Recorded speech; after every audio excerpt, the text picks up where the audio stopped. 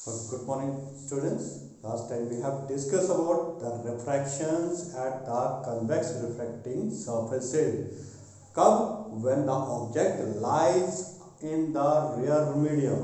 Object कहाँ पे lies कर रहा था? रेयर मीडियम में लाइज कर रहा था। और उसकी भी दो टाइप्स हमने डिस्कस की थी। When the image is real, जब रियल इमेज फॉर्म हो रही थी, और second when the virtual image is formed. Today we are discussing about the same thing, the second part. But अब क्या होगा? रिफ्रैक्शन हम उसी के थ्रू से करेंगे, कन्वेक्स रिफ्रैक्टिंग सरफेस के थ्रू से। But the object lies in the denser medium. क्या करेंगे? आज जो हमारा ऑब्जेक्ट है वो कहाँ पे लाइज करेगा? डेंसर मीडियम के अंदर लाइज करेगा। ठीक है, और इसके भी दो पार्ट बनेंगे। First one is the real image का फॉर्म होगी, और second one is the virtual image का फॉर्म होगी। ठीक है, तो आज की इस वीडियो में मैं आप लोगों को सिर्फ और सिर्फ डायग्राम एक्सप्लेन करके बताऊंगा, क्योंकि बाकी का एक्सप्रेशन बिल्कुल भी सेम रहेगा as that of the previous one videos में हम लोगों ने जो डिस्कस किया था। ठीक है, तो आज हम अपनी डायग्राम की डिस्कस करेंगे।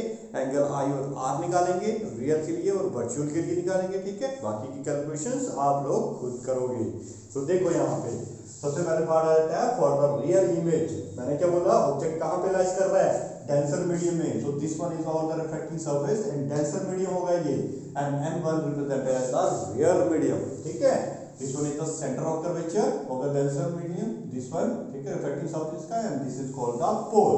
अब देखो मैंने ऑब्जेक्ट रखा है इनसाइड द डेंसर मीडियम। ये आ गया मेरे पास object. Well all we know that this distance from the pole will be taken as what? u। ठीक है, एंड सेंटर ऑफ कर्वेचर का डिस्टेंस कितना होता है? r होता है। ठीक है, अब देखो ray of light will emerge from this o and strike at the interface of these two surfaces। Refracting surface में इंटरफेस पर स्ट्राइक करेगी। ठीक है, तो this incident ray which is coming from the object, an object has to be supposed to be a point object, ठीक है, will make an angle of incident। कौन सा एंगल बनाया? इंसिडेंस एंगल बनाया। अब देखो क्या होगा? जैसे ही ये ray of light will emerge out, हाँ, तो डेंसर से रियर मीडियम में एंटर करेगी तो क्या होगा भाई? क्या प्रॉपर्टी है इसकी? It will bend away from the normal. कहाँ बेंड होगी? नॉर्मल से अवे। तो ये नॉर्मल है, नॉर्मल से दूर जाएगी, तो it will move like this and form the image at this particular point. And normal के साथ इस रिफ्रैक्टेड रे, ये जो रिफ्रैक्टेड रे है, नॉर्मल के साथ कौन सा एंगल प्रोड्यूस करेगी भाई? That angle will comes out to be angle of refractions. बन गया एंगल ऑफ रिफ्रैक्शन, ये एंगल ऑफ इंसिडेंट। ठीक है, नॉर्मल, ये जो डॉटेड लाइंस है किसको रिप्रेजेंट कर रही है भाई? नॉर्मल को बता रही है। तो नॉर्मल के साथ इंसिडेंट रे का क्या बना? Angle of incident. और ये रिफ्रैक्टेड रेज के क्या बनाया? Angle of refraction. अब लास्ट टाइम वीडियो में अगर आपने ध्यान से देखा होगा, उसमें मैंने आपको बोला था तीन चीजें आप लोगों को थोड़ी याद कर लेनी है। क्या? ऑब्जेक्ट का angle with the principal axis कितना बनाता है भाई? अल्फा लेते हैं। ठीक है, इमेज का angle with this principal axis taken to be beta, और इमेज को हम किससे रिप्रेजेंट करेंगे? आई से। और ये सेंटर ऑफ कर्वेचर है, सेंटर ऑफ कर्वेचर का एंगल कितना लेंगे भाई? हम गामा लेंगे। तो यहां से इस तरह से हमारे पास ये पूरी की पूरी डायग्राम बन जाती है। ठीक है, हमारा टास्क क्या था?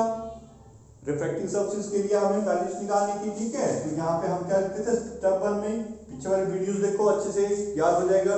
पीछे वाले वीडियोस को देखो पहले, उसके बाद इस चीज को ड्राइव करो। ठीक है, क्योंकि वहां पे हमने पूरे डिटेल में डिस्कस किया है कि कैसे फार्मूलास को ड्राइव किया गया है। तो यहाँ पे मैं थोड़ा सा आइडिया दे देता हूँ। हमने क्या किया था? स्नेल्स लॉ अप्लाई किया था, sine of incident to that of sine of refraction. तो यहाँ पे n2 upon n1 लिखा था, कहाँ पे? पीछे वाले वीडियोस में। बट यहाँ पे मैं क्या लिख रहा हूँ? n1 upon n2। वाई? अरे क्या बोल रहा था मैंने? जब भी रे ऑफ लाइट जो है जिस मीडियम में एंटर करती है, अब मीडियम कौन सा है? ये रेयर मीडियम है, डेंसर मीडियम तो ये है। रेयर मीडियम में एंटर कर रही है तो उसका रिफ्रैक्टिव इंडेक्स ऊपर न्यूमरेटर में लिखा जाता है, और जहां से रे ऑफ लाइट आती है वो डिनोमिनेटर में लिखा जाएगा। ठीक है, तो n1 न्यूमरेटर में लिखा गया, n2 डिनोमिनेटर में अरेंज किया।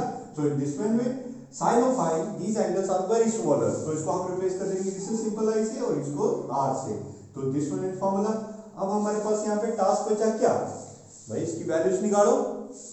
आई वैल्यू किसके बराबर होगी? तो देखो यहां से मैं क्या करता हूं, एक्सटीरियर एंगल देखो, ये मेरे पास वैल्यू बन रही है, इसको अगर मैं पॉइंट को नाम देता हूं ए पॉइंट नाम दे दिया, मेरी बात है, ठीक है।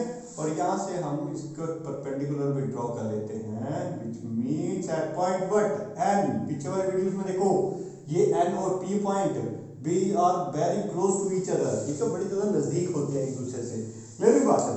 अब इनकी वैल्यू निकालते हुए आई की वैल्यू किसके बराबर होगी, क्योंकि आई और आर चाहिए हमें इन सब की वैल्यूज को कैलकुलेट करने के लिए। तो देखो ये बन रही है ओ ए सी, बन रहा नहीं है, तो ए इसके अंदर जो दो एंगल आ रहे हैं अल्फा और आई किसके बराबर होगा, एक्सटीरियर एंगल क्या बन रहा है, गामा, यानी कि इसको मैं कुछ इस फॉर्म में लिख दूं, देखो यहाँ पे gamma will comes out to be gamma, sorry I can write it as gamma will comes out to be exterior angle is the sum of the two interior angles। तो इंटीरियर एंगल क्या बने मेरे पास, alpha plus आई, तो आई की value देखो कितनी बन जाएगी, आई will comes out to be gamma minus of what, alpha, बन गया मेरे पास। आई की वैल्यू मैंने निकाल ली, ये आई की वैल्यू आ गई। उसी तरह से हम किसकी वैल्यू निकालेंगे भाई, आर की वैल्यू निकालते हैं। तो आर देखो कहां से है, ये आ रहा है मेरे पास आर, तो ये आर एंगल किसके साथ बना, ये सेंटर ऑफ कर्वेचर के साथ बना रहा है, ठीक है। दूसरी किसके साथ बन रही है लाइन, ये आई के साथ बन रही है, मतलब R is the exterior angle and gamma and beta is the interior angle. तो अभी क्या बताया आपको, exterior angle is the sum of the two interior angle. तो यहाँ पे आर इजीली निकल आएगा, तो आर को मैं ऐसे लिख दूं, अब देखो R is the sum of the two interior angle. तो दो इंटीरियर एंगल कौन से हैं भाई, gamma plus of beta, so that is the second refraction angle के लिए हमने दो एंगल निकाल लिए। नाउ हमारा टास्क क्या होता था, अल्फा बीटा और गामा निकालना। तो अल्फा देखो कहां बन रहा है, यहां बन रहा है ये अल्फा, तो A N O A N triangle लेकर अल्फा निकाल सकते हैं हम लोग, ठीक है, by using the formula. But कौन सा फार्मूला यूज करते थे हम, angle is equal to what, किसके इक्वल होता है angle, angle is equal to arc upon radius, इसके बराबर होता था, ठीक है। तो थीटा, यहाँ पे हम ट्रायंगल कौन सी अल्फा निकालेंगे, तो अल्फा के लिए ट्रायंगल यूज की ओ A N, O A N triangle use की। तो किसके बराबर होता है एंगल, एंगल कौन सा है अल्फा, आर्क, आर्क का काम कौन करेगा ए एन, पीछे वाले वीडियोस देखो सारा क्लियर हो जाएगा। तो ये बन जाएगा A N upon what, radius, radius कितना आएगा, ओ से लेके एन तक का रेडियस आ रहा है। सिमिलरली हम बीटा निकाल सकते हैं, ठीक है। बीटा कैसे आ जाएगा मेरे पास, A N upon I N, A N upon I N. Gamma निकाल सकते हैं, गामा देखो कैसे आएगा, ये बन रहा है और इसके साथ ये वाई ट्रायंगल यूज करेंगे, तो गामा के लिए वैल्यू बनेगी ए एन अपॉन सी पी। फिर क्या काम बचता है, अरे इन सारी वैल्यूज को यहाँ पे सब्स्टिट्यूट करो, आई की वैल्यू निकल जाएगी, आर की वैल्यू निकल जाएगी, इन आई और आर की वैल्यू को यहाँ पे सब्स्टिट्यूट करो, ठीक है। फिर इनकी टोटल वैल्यूज को सब्स्टिट्यूट कर दो जो हमारे पास रेडियस दी हुई है, ठीक है, वैल्यू जो पोल से हमारे पास है, ठीक है। तो ये वैल्यू बनेगी हमारे पास कितनी, v बन जाएगी यहाँ से लेके यहाँ तक। जब इन सारी वैल्यूज को सब्स्टिट्यूट करोगे ultimately you get that result, ठीक है। और रिजल्ट क्या बनेगा, result will be the similar one, कौन सा आपने पढ़ा होगा क्या, n कितना होता है रिफ्रैक्टिव इंडेक्स n2, यहाँ पे बनेगा n2 upon u with the negative sign plus n1 upon v is equal to n2 minus of n1 upon r। Clear हुई बात, ये सेम वही फार्मूला बनेगा जो हमने प्रीवियस वीडियोस में डिस्क्राइब किया हुआ है, ठीक है। तो this one is the first form, the real image is formed and the object lies inside the, कहां, इनसाइड द डेंसर मीडियम। तो ये कैलकुलेशंस करनी आनी चाहिए। अगर ये डायग्राम आपको क्लियर होगी, कैसे आई इंसिडेंट एंगल बन रहा है, रिफ्लेक्टेड एंगल बन रहा है, अल्फा बीटा गामा एंगल हम इसके निकाल रहे हैं, ये चीज आगे तो सारी कैलकुलेशन आराम से हो जाएगी। बट प्रीवियस वीडियो जरूर चेक करो, पहले उसको देखो, आराम से डिस्कस समझो उसको, उसके बाद इसको सोल्व करना। क्लियर हुई बात है। अब हम करते हैं नेक्स्ट।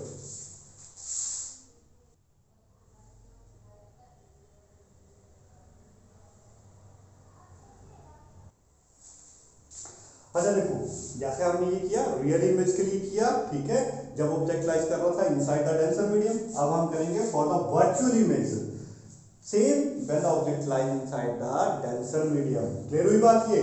जो यहाँ पे हमारे पास बन जाएगा ये डेंसर मीडियम, जिसको हम रिफ्रैक्टिव इंडेक्स शो करेंगे N2 से, और this is the refractive index of the rear medium N1. This is the centre of curvature, this one is the pole. Clear हुई बात?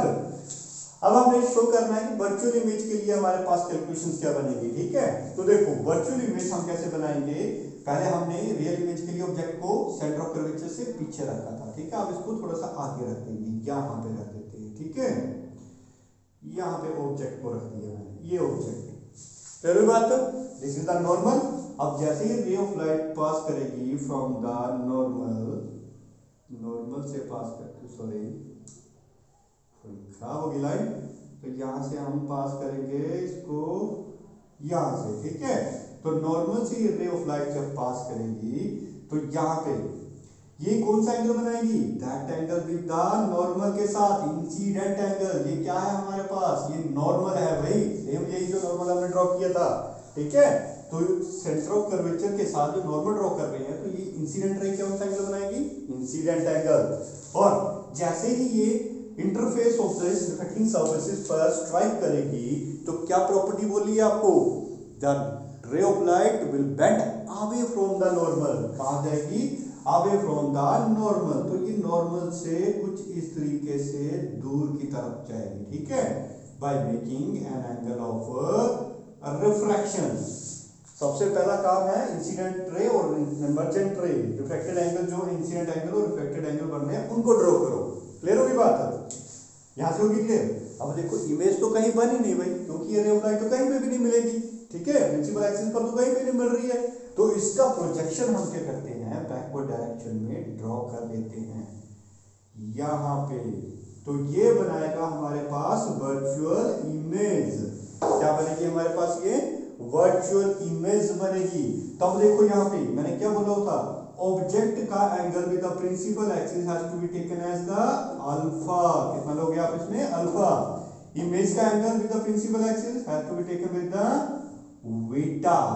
कितना लिया गया, बीटा लिया गया. और ये सेंटर ऑफ कर्वेचर का एंगल कितना बनेगा, अरे भाई गामा बनेगा ये एंगल. क्लियर हुई बात.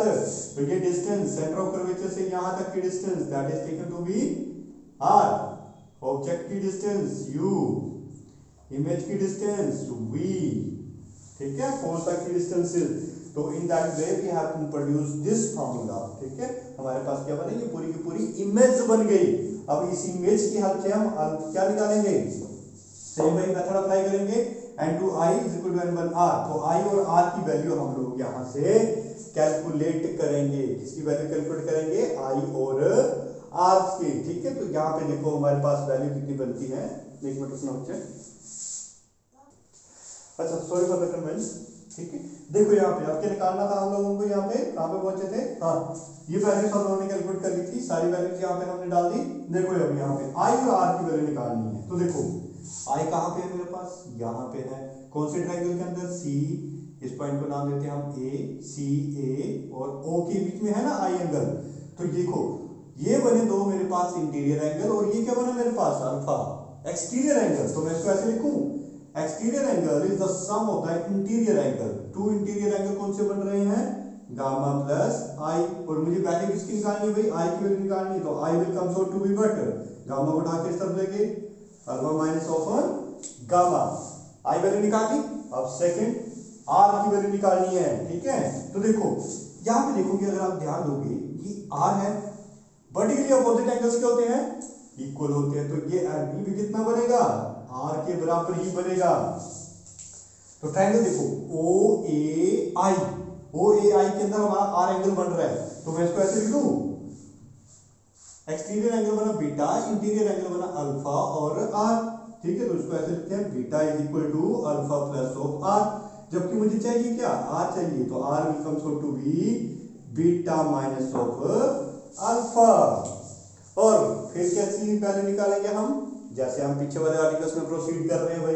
फिर किसकी वैल्यू, अल्फा बीटा और गामा की वैल्यू निकालेंगे. उनकी वैल्यू को यहाँ पे सब्स्टिट्यूट करेंगे आई और आर एंगल में. ठीक है, ये जो दो एंगल हमने निकाले हैं, आई एंगल और ये आर एंगल, इसमें सब्स्टिट्यूट करेंगे. अल्टीमेटली फिर इनकी वैल्यू को यहाँ पे सब्स्टिट्यूट करेंगे and we will get the result. Clear होगी बात ये दोनों की बात. ठीक है, वन मोर थिंग, जो डिस्टेंसेस आप नोट करेंगे, देखो पोल की लेफ्ट साइड ऑब्जेक्ट हमेशा हमने लेफ्ट साइड ही रखना है, ठीक है। ऑब्जेक्ट लेफ्ट साइड से रखना है और लेफ्ट साइड में जो कैलकुलेशंस हम लेंगे वो क्या होगा, नेगेटिव। जितनी भी कैलकुलेशंस हम करेंगे वो लेफ्ट साइड से ही करेंगे। क्लियर हुई बात ये, मतलब लेफ्ट साइड में हमें ऑब्जेक्ट रख के ही सारी की सारी डायग्राम्स को ड्रॉ करना है। अगर मान लो ऑब्जेक्ट को हम राइट साइड रख देते हैं तो राइट साइड वैल्यूज क्या हो जाएंगी, पॉजिटिव हो जाएंगी। समझ रही बात ये, ठीक है।